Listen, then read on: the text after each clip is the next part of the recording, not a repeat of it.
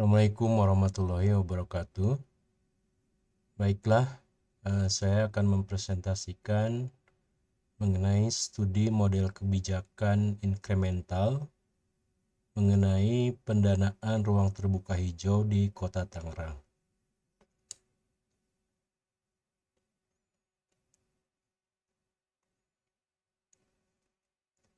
Seperti diketahui, Tangerang adalah kota yang memiliki luas sekitar 164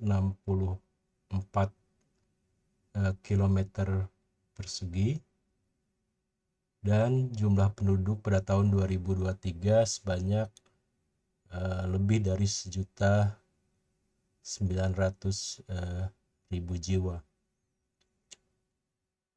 Kota dengan wilayah 164 km persegi ini baru memiliki 20% atau sekitar 36,271 km ruang terbuka hijau pada tahun 2013 yang terdiri dari 20.000 km persegi merupakan RTH publik dan 15.000 lebih kilometer persegi adalah RTH milik privat. Ini seperti bisa dilihat pada gambar di sebelah kanan. Seperti diketahui juga, menurut Perda nomor 6 tahun 2012, persentase luas keseluruhan RTH sampai akhir tahun perencanaan sekurang-kurangnya ditetapkan sebesar 30%, yang terdiri dari 20% RTH publik dan 10% RTH privat. Yang kuning ini adalah RTH privat dan yang atas ini menggambarkan kumulasi dari RTH publik, di mana pada tahun awal perencanaan kondisi existingnya adalah 20%, diharapkan pada tahun 2032 bisa mencapai 30%.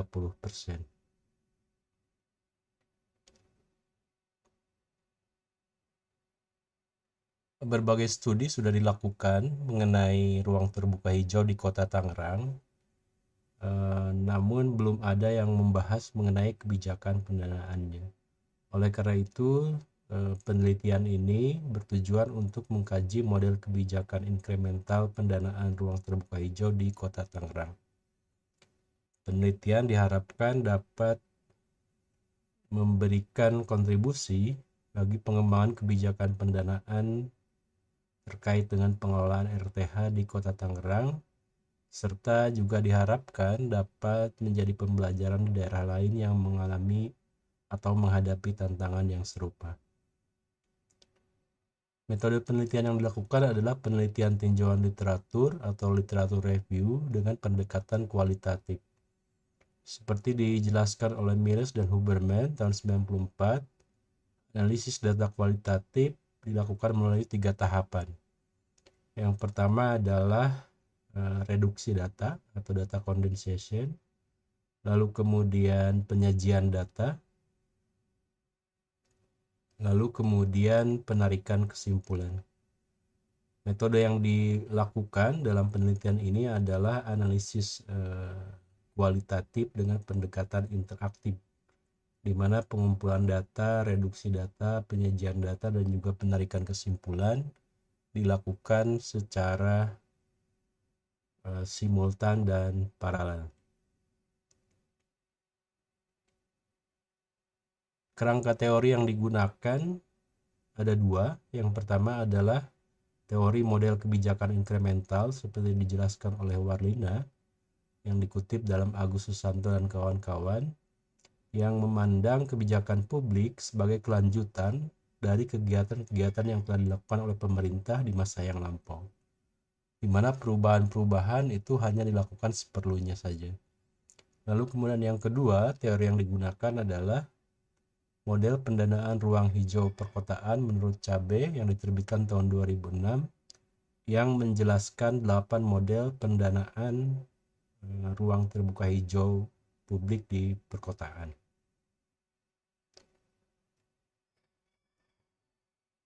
berdasarkan penelitian yang telah dilakukan, diperoleh temuan sebagai berikut. Pendanaan tradisional pemerintah daerah seperti ditunjukkan di dalam artikel yang sudah ditulis itu terus meningkat setiap tahun hingga tahun 2022 yang bisa ditemukan. Namun meskipun ada peningkatan, jumlahnya masih belum memadai untuk mencapai luas ruang terbuka hijau yang sudah direncanakan di dalam peraturan daerah mengenai rencana tata ruang. Lalu kemudian yang kedua adalah pendanaan sektor publik multi lembaga.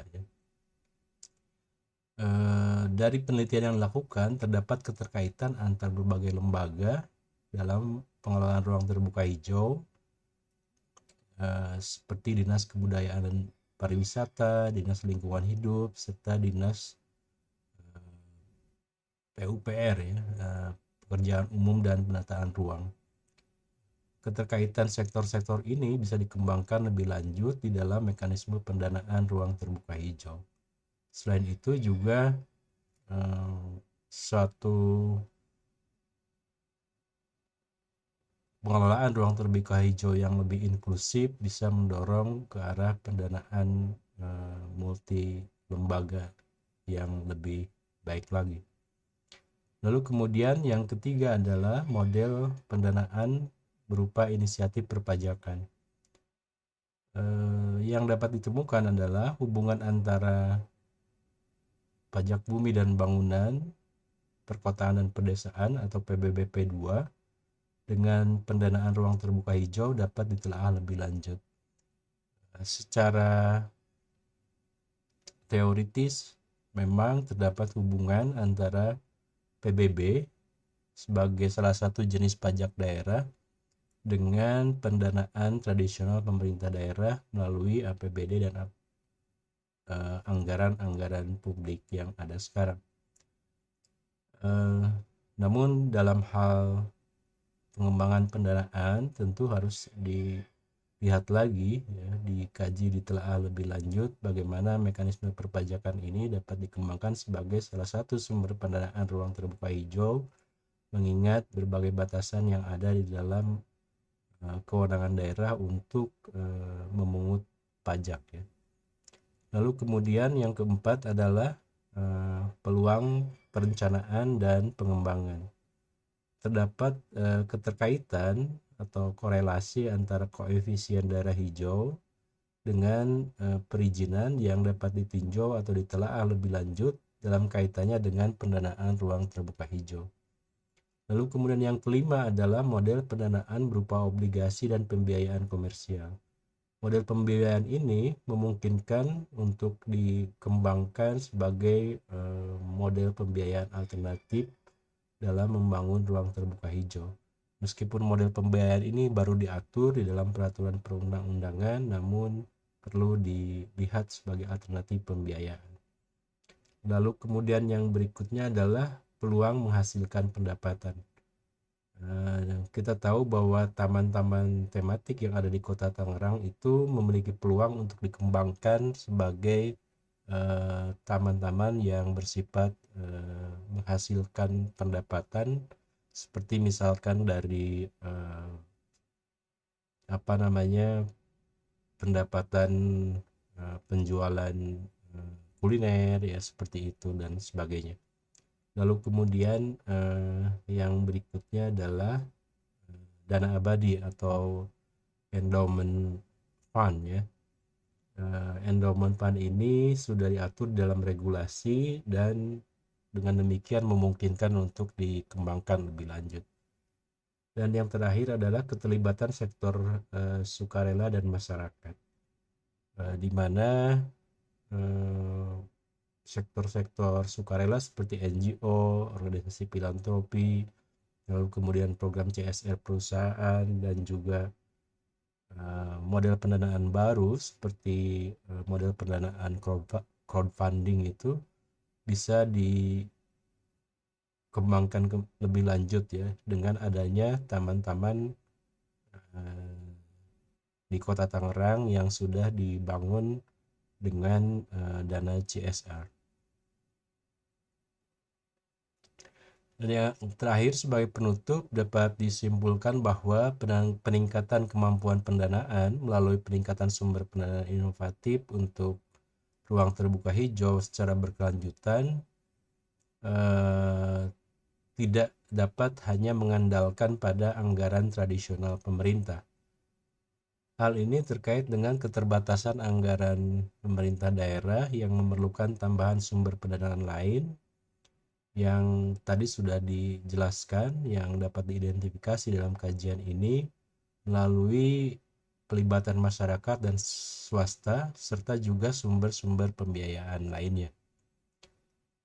Berikutnya adalah dalam mencapai target RTH 30% itu secara konsisten juga diperlukan kebijakan yang tepat dan berkelanjutan dengan kegiatan-kegiatan pemerintah daerah Kota Tangerang sebelumnya. Artinya ada keberlanjutan program-program yang sudah ada, namun juga perlu dipadukan dengan model pendanaan yang lebih komprehensif karena kebutuhan pendanaannya dikaitkan dengan target dengan pencapaian RTH 30% itu masih cukup memerlukan pendanaan yang memadai. Dan yang terakhir adalah model kebijakan inkremental. Dalam hal ini mungkin belum dapat mendorong terpenuhinya kebutuhan pendanaan RTH di Kota Tangerang, sehingga perlu ditinjau pula model kebijakan lain yang lebih memungkinkan dan juga dapat lebih realistis di dalam mencapai target ruang terbuka hijau yang telah ditetapkan sebesar 30% itu. Demikian yang dapat saya sampaikan. Terima kasih banyak. Hatur nuhun atas segala perhatiannya. Assalamualaikum warahmatullahi wabarakatuh.